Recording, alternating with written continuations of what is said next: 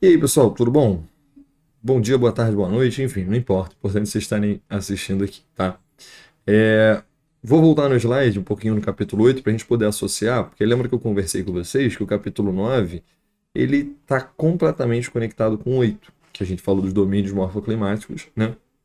E a gente no 9 vê sobre os impactos, né, as dificuldades na preservação desses domínios morfoclimáticos, desses biomas, né, atualmente, principalmente. E a gente vai perceber que são desafios, né, para a gente preservar esses domínios que são desafios antigos, porque as ações que a gente realiza que interferem nesses biomas são ações já antigas, muitas vezes datando até desde o período da colonização, né? A chegada dos portugueses aqui, enfim, a gente vai falar sobre isso, tá? Então, eu preciso que a gente lembre sobre os domínios morfoclimáticos, tá? Que eles são esses, né, que a gente está vendo aí. Então, 6 domínios morfoclimáticos e mais ali as nossas faixas de transição. Lembra que essa transição, eu conversei com vocês, ela é uma transição suave, tá? Falei também que dependendo da região que a gente for estudar mais para frente no ano, que a gente vai ver algumas características a mais de algumas áreas dessas faixas de transição, tá? Só é importante a faixa de transição para a gente associar essa ideia de que essa mudança de um domínio para o outro, de um bioma para outro, ela não é de forma, né, abrupta, ou seja, do nada. Ela acontece de forma suave, tá? Então, esse mapinha é importante. Então, o que eu já sugiro é você dar um pause agora no vídeo, pega a sua apostila, deixa esse mapinha aberto para a gente ir conversando enquanto eu for explicando para vocês, você ter esse mapinha e esse mapinha começar a entrar na sua cabeça cada vez mais, tá? Então a gente falou sobre o domínio amazônico, falamos sobre o domínio da Caatinga, falamos sobre o domínio dos mares de morros, que eu expliquei para vocês, né? Os morrinhos de topinho arredondado, né? Dando aquela sensação que eu estou olhando para um mar. E é um mar de quê? De água? Não, de morro. Né? Então, mares de morros. Né? Falamos sobre o domínio do cerrado, que eu chamei com vocês de savana brasileira, pelas características similares. Então, né, aquelas características parecidas com o que a gente vê no filme do Rei Leão, estão presentes aqui nesse domínio do cerrado. Né? Tô falando, obviamente, vegetação, né, galera? Nem os animais, inclusive, são os mesmos. É mais uma questão mesmo da vegetação. Tá? Os animais são diferentes. Tá? Falamos sobre o domínio das araucárias e aí terminamos falando sobre o domínio das pradarias e depois a gente falou um pouquinho sobre preservação, que é exatamente o que a gente vai tratar aqui no nosso capítulo 9, alterações na vegetação brasileira. Tá? Então é importante a gente voltar um pouquinho na história e a gente lembrar que desde a chegada dos portugueses, eles já começaram alterando a vegetação original daqui.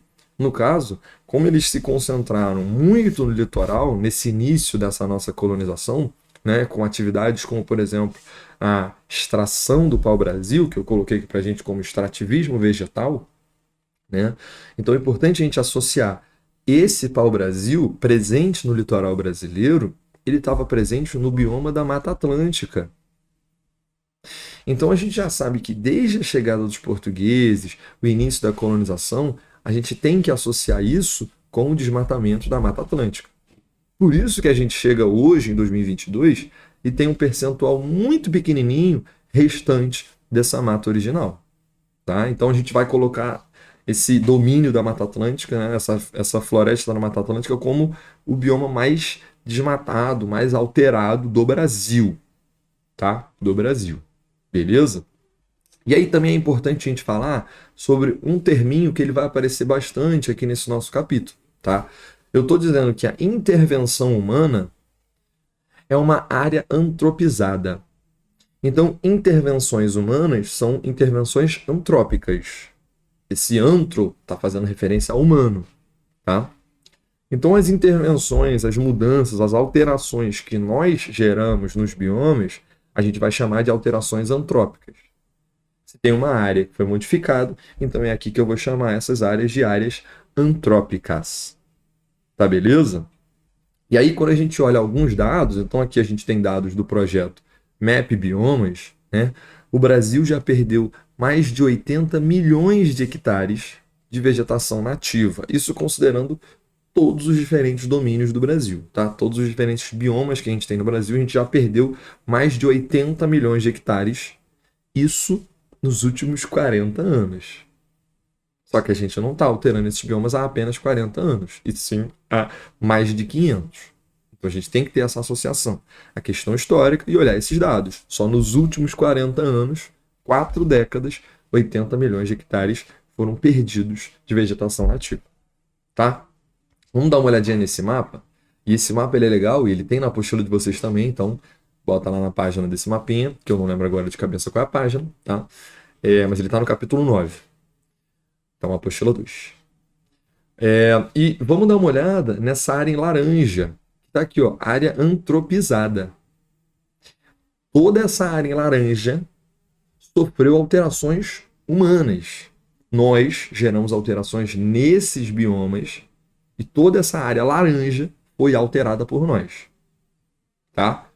A maior parte do litoral, então se a gente olhar aqui o litoral está esmagadoramente, a maioria do litoral já está laranja.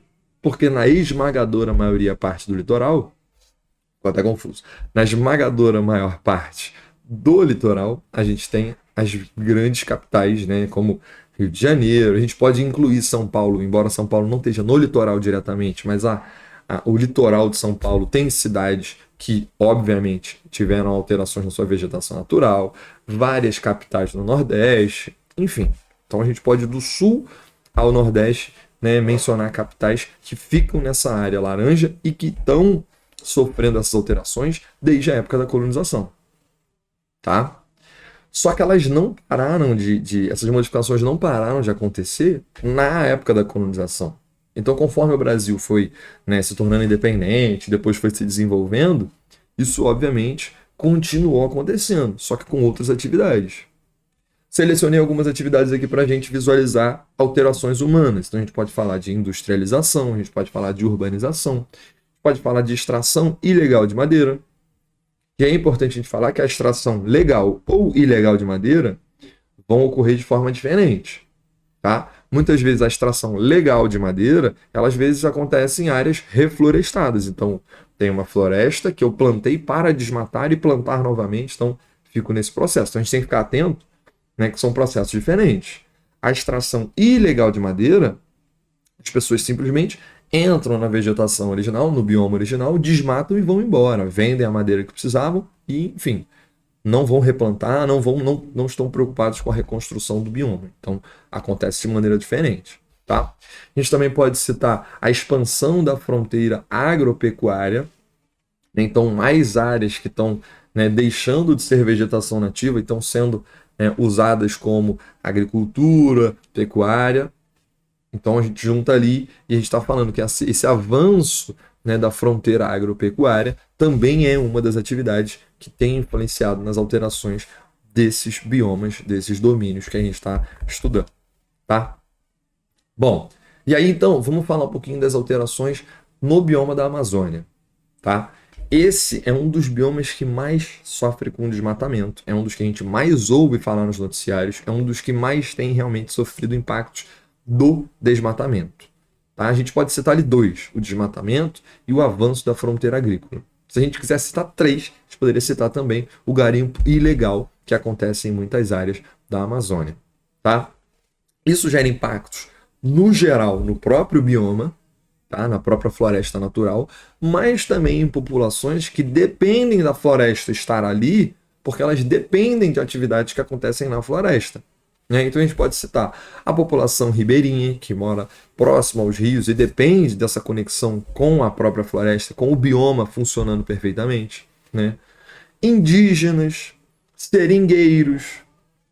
Então são grupos de população que dependem da floresta estar em pé para que elas possam sobreviver, para que elas possam tirar o seu sustento. Enfim, cada um desses grupos ali vai ter o seu sustento de maneira diferente. A gente pode citar, por exemplo, os seringueiros, que é aquela galera que extrai o látex das árvores, e eles precisam, obviamente, da árvore para poder tirar esse látex, tá? Além das alterações no próprio clima.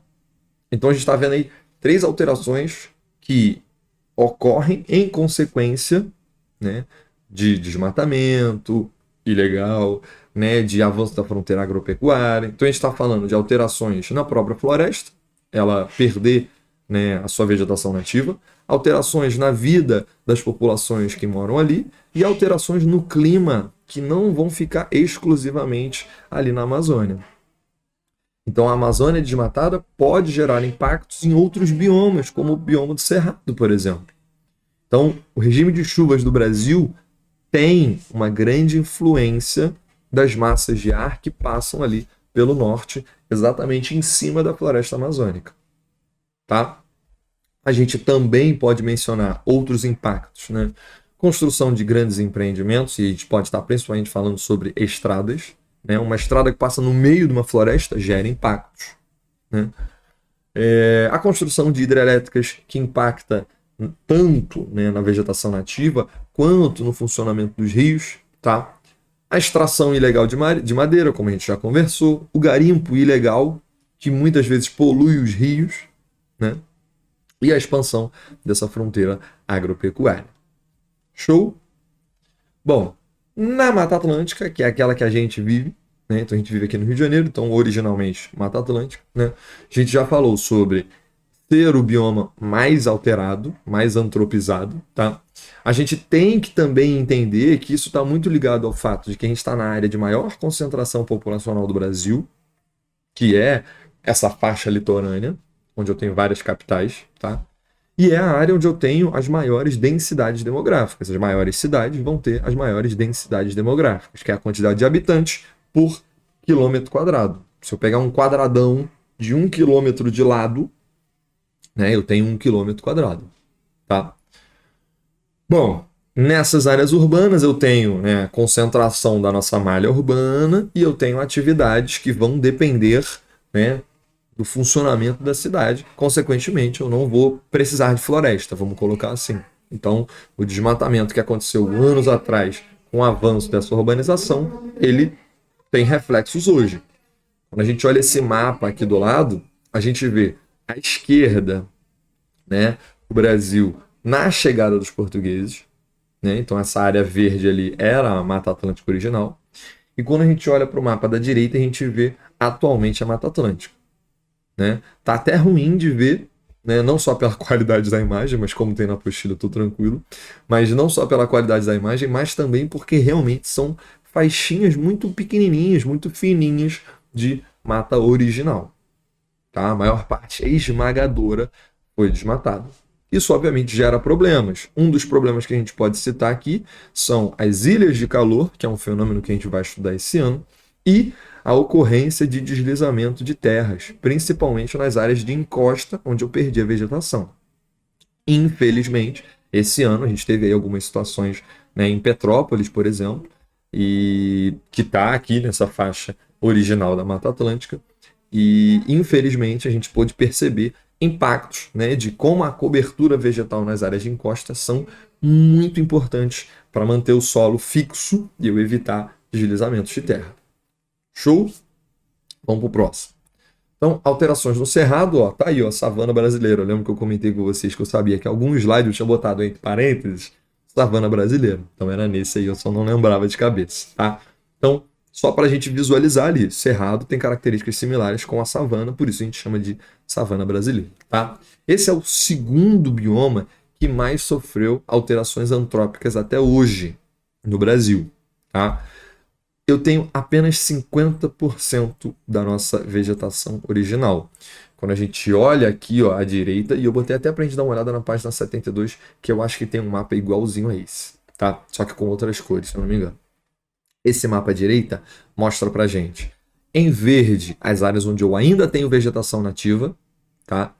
E em amarelo, as áreas onde eu já desmatei. Não sei se vocês estão visualizando, mas ó, visualiza essa figura, vou até voltar no slide. Essa figura representa essa área verde daqui, ó.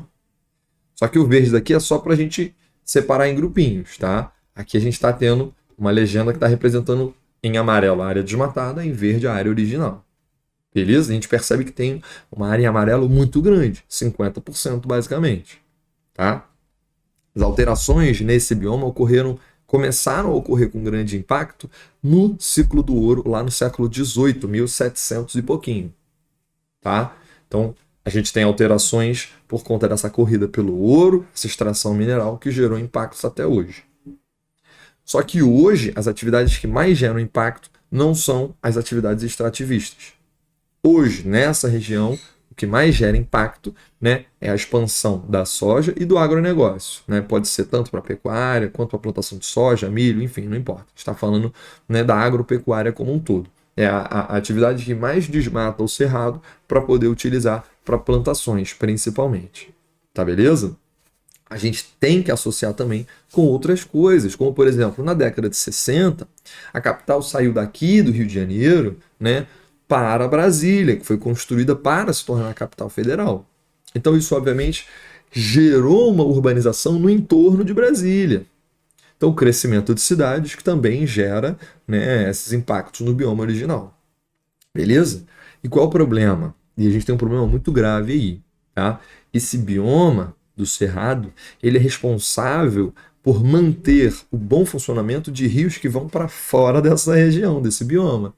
Então a gente pode citar rios como, por exemplo, o Rio São Francisco, o Rio Xingu, o Rio Tocantins e o Araguaia, tá? Que são rios que influenciam em outras regiões fora do cerrado.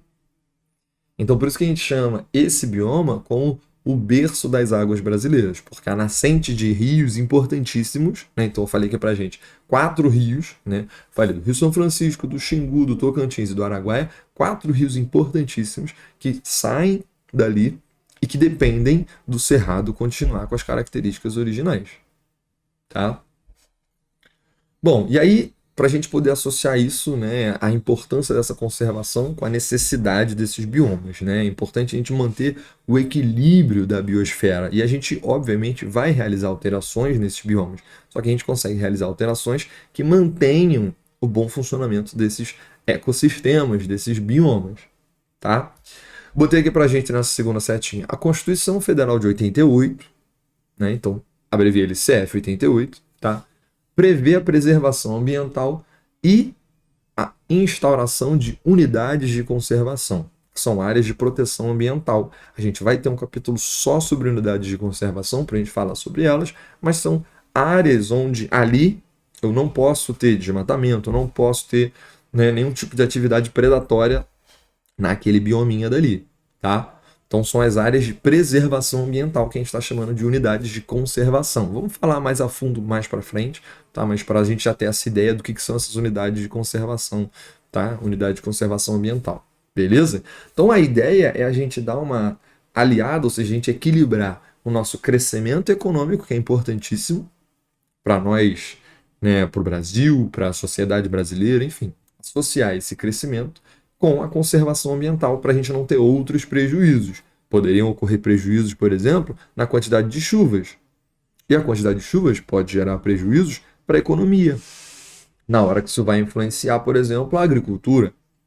Então a gente tem que associar o crescimento econômico com a conservação ambiental. A gente tem que fazer esse equilíbrio nesses dois objetivos que a gente está buscando, tá? E aí uma alternativa é a instauração dos sistemas agroflorestais. É a gente, né, incentivar o turismo ecológico, é a gente incentivar as indústrias que estão produzindo, né, aqueles bens que a gente chama de produtos verdes, ou seja, que não geram impactos ao meio ambiente. Então, tenho aqui 3 formas da gente poder equilibrar, né, a economia com a preservação ambiental. Sistemas agroflorestais são sistemas onde eu tenho uma floresta, né, e esse esqueminha da esquerda que está na apostila de vocês é uma tentativa de representar isso, como se eu tivesse uma floresta, é como se eu tivesse uma fazenda, e nessa fazenda eu mantenho vegetação original e planto em outras áreas, né, o que eu quiser plantar, uma batata, um milho, enfim, não importa. Eu juntar no mesmo terreno meu, né, floresta original e, né, o cultivo que eu quiser, né, gerar lucro através dele. Então eu estou associando vegetação original com o meu desenvolvimento econômico, tá? Isso vai ter diversas vantagens, tá? Como, por exemplo, a gente continua tendo espécies de pássaros que vão estar frequentando ali a sua fazenda por conta dessa floresta e que vão ajudar a germinar outras espécies de vegetais ali, o que também é excelente, né? Para a gente ter matéria orgânica no solo, para deixar ele mais rico em nutrientes. Então a gente tem várias vantagens nesse sistema agroflorestal. O turismo ecológico, eu vou gerar renda através da atração de turistas, mas eu vou manter a floresta, eu vou manter esse meu bioma original e eu vou gerar renda mantendo ele em pé. Tá? E o incentivo aos produtos verdes é a gente consumir mais daquelas empresas que estão preocupadas com o meio ambiente. Ou seja, a empresa vai continuar produzindo, a gente vai continuar gerando lucro, a gente vai continuar consumindo, só que a gente vai estar preocupado com o meio ambiente. Então a gente vai equilibrar esse meu avanço da economia com a conservação desses nossos biomas. Tá? Então a gente manter esse equilíbrio ambiental é importantíssimo para nós, seres humanos, para a nossa sociedade. Beleza? Então, ó, para eu saber quem chegou até aqui, tá? Para eu ter certeza que você chegou até aqui, eu quero que você faça o seguinte: eu quero que você bote o seu nome nos comentários para eu saber quem chegou até aqui, tá? E todo mundo que botar nome e um domínio, vou até voltar aqui no mapa.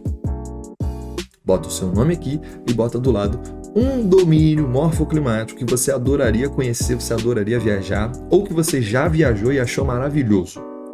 Então bota o nome e bota esse domínio morfoclimático que você adoraria conhecer ou que você já conhece e achou maravilhoso. Eu vou dar like para todo mundo. Eu vou deixar até segunda-feira de tarde, eu vou dar os likes. Mas eu só vou dar like para a galera que botar aqui. Então, ó, não conta para ninguém. Só quem chegou até aqui vai poder aproveitar esse likezinho moleza aí que eu vou botar no portal para vocês. Então bota o nome e o domínio que você ou já conhece e achou maravilhoso, ou que você adoraria conhecer porque você tem curiosidade, viu, sei lá, num filme, numa TV, numa novela, no Instagram de alguém, enfim, não importa. Tá beleza? Então, galera, é isso. Uma boa prova para vocês aí na segunda-feira. Um abraço para vocês.